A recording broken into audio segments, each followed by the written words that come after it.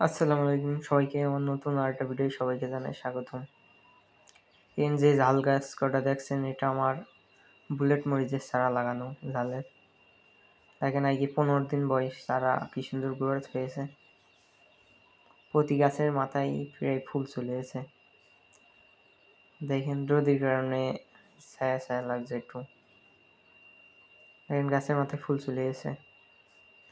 ঝালের চারার গ্রোথ খুব ভালো আছে। আজকে 15-16 দিন বয়স। বুলেট মরিচটা ভালো, কুকরি কম লাগে, ধরন বেশি। আমাদের এলাকায় এই বুলেটটা চলে। গাছটা দেখেন কি সুন্দর, প্রতিটা গাছই প্রায় একরকম হয়েছে গ্রোথ। গাছের মাথায় ফুল চলে এসে, সব গাছে আর কি ফুলের কড়ি চলে এসে। গাছগুলো দেখেন কি সুন্দর হয়েছে।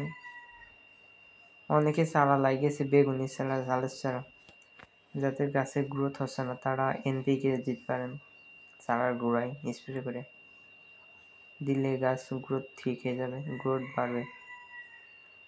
দেখেন আমার ঝালের চারা কাটা কত সুন্দর। আমি এনপিকে দিয়েছি আগে 2 দিন বয়স। এনপিকে দিয়েছি। এনপিকে দিলেই গাছের চেহারা ফেরবে, খুব সুন্দর হবে। কি সুন্দর হয়েছে আমার ঝাল গাছগুলো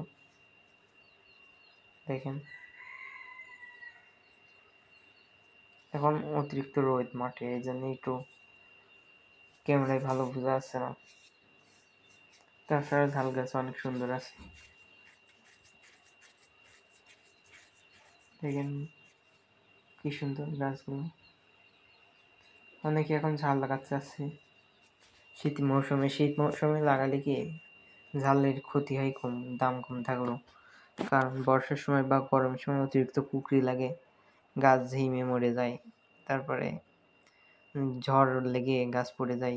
আবার এখন খুঁটো দেওয়া লাগে না শীতকালে। এদিকে তো একটা ভালো দিক। সবাই ভালো থাকবেন। ভিডিওটা শেষ।